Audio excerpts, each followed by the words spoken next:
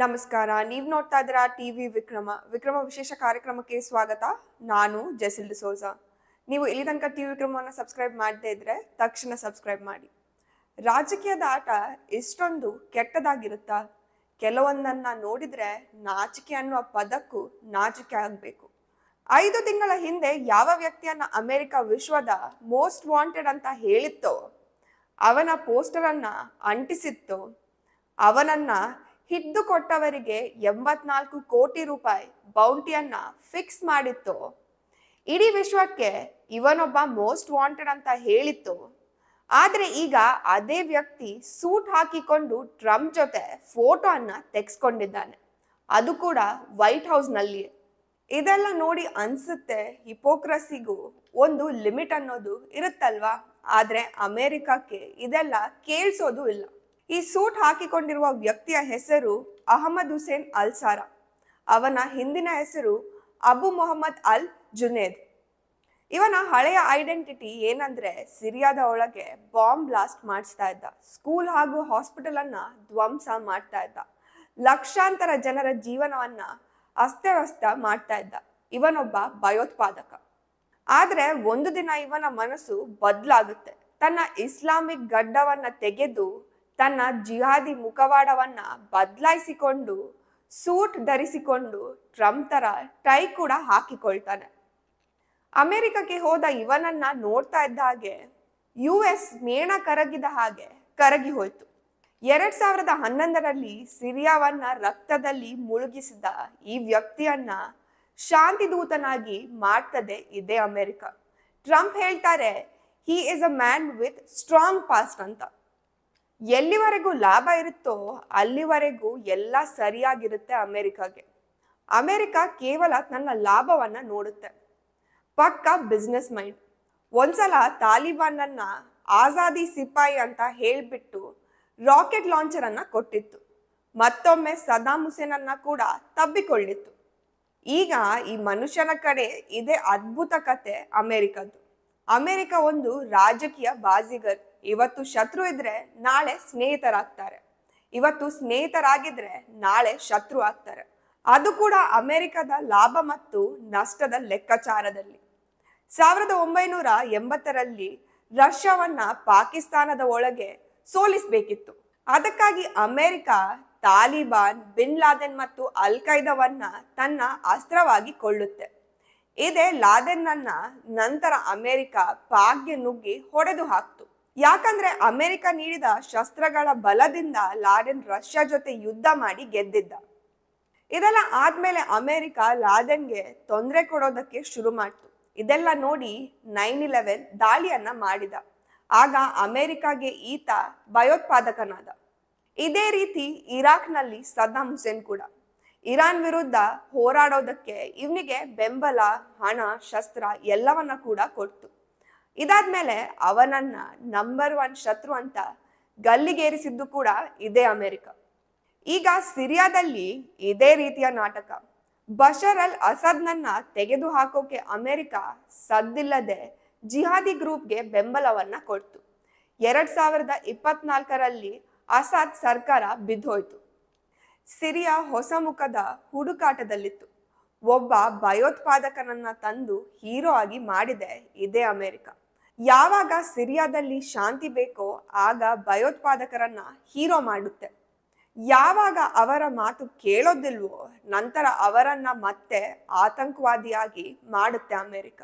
ಅದಕ್ಕಾಗಿಯೇ ಹೇಳೋದು ಅಮೆರಿಕದ ಶತ್ರುತ್ವವು ಒಳ್ಳೆದಲ್ಲ, ಮಿತ್ರತ್ವವು ಒಳ್ಳೆದಲ್ಲ ಅಂತ. ಈ ರೀತಿ ಇನ್ನು ಸಾಕಷ್ಟು ಉದಾಹರಣೆಗಳು ಸಿಗುತ್ತವೆ. ಪಾಕಿಸ್ತಾನಕ್ಕೆ ಎಷ್ಟು ಸಪೋರ್ಟ್ ಮಾಡ್ತು ಅನ್ನೋದು ನೀವೇ ನೋಡಿರ್ತೀರ. ಯಾವಾಗ ಲಾಡೆನ್ ಅನ್ನ ಹಿಡಿದ್ರೋ ಆವಾಗನಿಂದ ಪಾಕ್ ಬಿಟ್ಟು ಭಾರತದ ಹತ್ತಿರಕ್ಕೆ ಅಮೆರಿಕ ಬಂದಿದೆ. ರಷ್ಯಾ ಯುಕ್ರೇನ್ ಯುದ್ಧದಲ್ಲಿ ಭಾರತ ರಷ್ಯಾದ ಪರ ನಿಂತು. ಇದರಿಂದ ಅಮೆರಿಕದ ಈಗೋ ಹರ್ಟ್ ಆಯ್ತು. ಆಗ ಮತ್ತೆ ಪಾಕ್ಗೆ ಇದೇ ಅಮೆರಿಕ ಸಪೋರ್ಟ್ ಮಾಡುತ್ತೆ. ರೀಸೆಂಟ್ ಆಗಿ ಆಪಲ್ನ CEO ಟಿಮ್ ಕುಕ್ಗೆ ಭಾರತದಲ್ಲಿ ಇನ್ವೆಸ್ಟ್ ಮಾಡಬೇಡಿ ಅಂತ ಹೇಳ್ತು. ಮೊದಲು ಸೌದಿ ಕೂಡ ಅಮೆರಿಕದ ಮಿತ್ರ ದೇಶ ಆಗಿತ್ತು.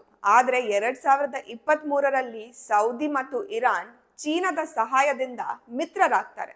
ಇದು ಅಮೆರಿಕಾಗೆ ಸಹಿಸ್ಕೊಳ್ಳೋಕೆ ಆಗಿಲ್ಲ. ತಾಲಿಬಾನ್ ಹತ್ರ ಕೂಡ ಇದೇ ಕತೆ. ಅಮೆರಿಕದ ನಿಲುವು ತುಂಬಾನೇ ಸಿಂಪಲ್. ನೀವು ಅವರ ಮಾತು ಕೇಳ್ಕೊಂಡು ಅವರ ತಾಳಕ್ಕೆ ಕುಣಿದ್ರೆ ಓಕೆ, ಇಲ್ಲ ಅಂದ್ರೆ ನಿಮ್ಮ ಶತ್ರುವನ್ನ ಅವರ ಮಿತ್ರನನ್ನಾಗಿ ಮಾಡ್ಕೊಳ್ಳುತ್ತೆ, ಅವರಿಗೆ ಸಪೋರ್ಟ್ ಕೂಡ ಮಾಡುತ್ತೆ. ಇದೇ ಕೆಲಸವನ್ನ ಅಮೆರಿಕ ಈಗ ಸಿರಿಯಾದಲ್ಲಿ ಕೂಡ ಮಾಡ್ತಾ ಇರೋದು. ಈಗ ಅಲ್ಲಿನ ರಾಷ್ಟ್ರಪತಿ ಒಬ್ಬ ಭಯೋತ್ಪಾದಕ, ಅದು ಕೂಡ ಅಮೆರಿಕದ ಸಹಾಯದಿಂದ. 2010ರಲ್ಲಿ ಅಮೆರಿಕ ಇದೇ ವ್ಯಕ್ತಿಯನ್ನ ಮೋಸ್ಟ್ ವಾಂಟೆಡ್ ಭಯೋತ್ಪಾದಕ ಅಂತ ಹೇಳ್ತಾ ಇತ್ತು. 2003ರಲ್ಲಿ ಈತ ಮೆಡಿಕಲ್ ಓದ್ತಾ ಇದ್ದ. ನಂತರ ಅರ್ಧದಲ್ಲಿ ಅದನ್ನ ಬಿಟ್ಟು ಅಲ್ ಖೈದಾ ಜೊತೆ ಸೇರ್ಕೊಳ್ತಾನೆ. 2006ರಲ್ಲಿ ಅಮೆರಿಕ ಸೇನೆ ಇವನನ್ನ ಅರೆಸ್ಟ್ ಮಾಡಿ ಜೈಲಿಗೆ ಹಾಕ್ತು. ಬಿಡುಗಡೆಯ ನಂತರ ಇವನೊಬ್ಬ ರಾಕ್ಷಸ ಆಗ್ಬಿಟ್ಟ. 2012ರಲ್ಲಿ ಈತ ಅಲ್ ಖೈದಾದ ಸಿರಿಯಾ ಟೋಲಿ ಜಮಾತ್ ಅಲ್ ನುಸ್ರಾ ಕಟ್ಟಿದ. ಇದರಿಂದ ಸಿರಿಯಾದಲ್ಲಿ ಈತನ ಆದೇಶದಂತೆ ರಕ್ತಪಾತ ನಡೀತಾ ಹೋಗುತ್ತೆ. ಇದರಿಂದ ಅಮೆರಿಕಾಗೆ ಟೆನ್ಷನ್ ಶುರುವಾಯಿತು. ಈತನನ್ನ ಹಿಡಿದುಕೊಟ್ರೆ 84 ಕೋಟಿ ರೂಪಾಯಿ ಘೋಷಣೆ ಕೂಡ ಮಾಡ್ತು. ಇದಾದ ಮೇಲೆ 2016ರಲ್ಲಿ ಇವನಿಗೆ ಅನ್ಸುತ್ತೆ ಅಮೆರಿಕ ಹಾಗೂ ತಾಲಿಬಾನ್ ಮಧ್ಯೆ ಯಾವುದೇ ಡಿಫ್ರೆನ್ಸ್ ಇಲ್ಲ, ಇಬ್ಬರು ಒಂದೇ ತರದವರು.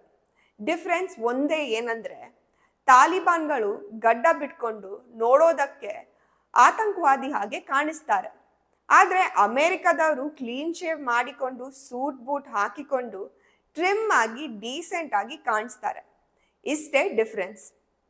ಒಳ್ಳೆಯ ರೀತಿಯಲ್ಲಿ ಇದ್ರೆ ಸಾಕು, ಜನ ಒಳ್ಳೆಯವರು ಅಂದ್ಕೊಳ್ತಾರೆ. ಉದಾಹರಣೆಗೆ, ನೀವು ನಿಮ್ಮ ಮನೆಯಲ್ಲಿ ಜಿರಳೆ ಹಲ್ಲಿ ಸಾಯಿಸಿದ್ರೆ ಯಾರು ಕೂಡ ಏನೂ ಹೇಳೋದಿಲ್ಲ. ಅದೇ ನೀವೇನಾದ್ರೂ ಮನೆಯ ಹೊರಗಡೆ ಚಿಟ್ಟೆಯನ್ನ ಸಾಯಿಸಿದ್ರು ಅಂದ್ಕೊಳ್ಳಿ, ಜನ ಬಾಯಿಗೆ ಬಂದಾಗೆ ಬೈತಾರೆ. ನೀವೆಂತ ಕ್ರೂರಿ ಅಂತ. ಎರಡು ಜೀವಗಳೇ, ಆದ್ರೆ ಚಿಟ್ಟೆ ನೋಡೋದಕ್ಕೆ ಚೆನ್ನಾಗಿರುತ್ತೆ, ಇದೇ ವ್ಯತ್ಯಾಸ. ಅದೇ ರೀತಿ ಈ ಭಯೋತ್ಪಾದಕನು ಕೂಡ ತನ್ನ ವೇಷಭೂಷಣವನ್ನ ಬದಲಾಯಿಸ್ಕೊಂಡ. ಟಿವಿ ಮಾಧ್ಯಮಗಳ ಮುಂದೆ ಕೂಡ ಬಂದು ಭಾಷಣವನ್ನ ಮಾಡ್ತಾನೆ. ನಾನು ಸಿರಿಯಾವನ್ನ ಉತ್ತಮ ಸ್ಥಿತಿಗೆ ತರ್ತೀನಿ ಅಂತ ಹೇಳ್ತಾನೆ. 5 ತಿಂಗಳ ಹಿಂದೆ ಅಮೆರಿಕದ FBI ಇವನನ್ನ ಭಯೋತ್ಪಾದಕ ಅಂತ ಹೇಳುತ್ತೆ. ಆದ್ರೆ ಈಗ ಇವನು ಸಿರಿಯಾದ ರಾಷ್ಟ್ರಪತಿ. ಅಮೆರಿಕ ಒಂಥರ ಜಾದುಗರ್ ತರ ಭಯೋತ್ಪಾದಕನನ್ನ ಕೂಡ ರಾಷ್ಟ್ರಪತಿಯನ್ನಾಗಿ ಮಾಡುತ್ತೆ. ಸಿರಿಯಾ ಅತ್ಯಂತ ಬಡ ರಾಷ್ಟ್ರ. ಅಲ್ಲಿನ ಅರ್ಥವ್ಯವಸ್ಥೆ 84% ಮುಗಿದು ಹೋಗಿದೆ. ಹಸುವಿನಿಂದ ಜನ ಸಾಯ್ತಾ ಇದ್ದಾರೆ. ಶಿಕ್ಷಣ ವ್ಯವಸ್ಥೆ ಇಲ್ಲ, ಕರೆಂಟ್ ಕೂಡ ಇಲ್ಲ. 90% ಜನ ಸಿರಿಯಾದಲ್ಲಿ ಕಡು ಬಡವರು. ಇದೆಲ್ಲದರ ಜೊತೆಗೆ ಈಗ ರಾಷ್ಟ್ರಪತಿ ಒಬ್ಬ ಭಯೋತ್ಪಾದಕ. ಇದರ ಹಿಂದೆ ಇರೋದು ಡೊನಾಲ್ಡ್ ಟ್ರಂಪ್. ಯಾರು ಏನಾದ್ರೂ ಆಗ್ಲಿ, ಈ ಮನುಷ್ಯನಲ್ಲಿ ಏನು ವ್ಯತ್ಯಾಸ ಆಗೋದೇ ಇಲ್ಲ. ಭಾರತ ಹಾಗೂ ಪಾಕ್ ಯುದ್ಧವನ್ನ ತಡೆದಿದ್ದೇವೆ, ಯುಕ್ರೇನ್ ರಷ್ಯಾ ಯುದ್ಧವನ್ನ ನಿಲ್ಸಿದ್ದೇವೆ ಅಂತ ಹೇಳ್ಕೊಳ್ತಾರೆ. ಇವರ ಆಸೆ ಏನಂದ್ರೆ ಇಡೀ ವಿಶ್ವ ಅಂದ್ಕೊಳ್ಳಿ ಟ್ರಂಪ್ ಅವರು ತಮ್ಮ ಕೊನೆಗಾಲದಲ್ಲಿ ಪ್ರಪಂಚವನ್ನೇ ಶಾಂತಿಗೊಳಿಸಿದ್ರು ಅಂತ. ಟ್ರಂಪ್ ಶಾಂತಿ ವಿಷಯದಲ್ಲಿ ನೊಬೆಲ್ ಪ್ರೈಸ್ ತಗೊಳ್ಳೋ ಹಾಗೆ ಕಾಣಿಸ್ತಾ ಇದ್ದಾರೆ. ಟಿವಿ ವಿಕ್ರಮ, ದೇಶ ನಿಮ್ಮ ಕೈಯಲ್ಲಿ. ಈ ಕಾರ್ಯಕ್ರಮ ನಿಮಗೆ ಇಷ್ಟ ಆಗಿದ್ದಲ್ಲಿ ಲೈಕ್, ಶೇರ್ ಹಾಗೂ ಕಮೆಂಟ್ ಮಾಡಿ. ಟಿವಿ ವಿಕ್ರಮದ ಕಾರ್ಯಕ್ರಮಗಳನ್ನು ನಿರಂತರವಾಗಿ ವೀಕ್ಷಿಸಲು ಸಬ್ಸ್ಕ್ರೈಬ್ ಮಾಡಿ, ಬೆಲ್ ಐಕನ್ ಒತ್ತಿ.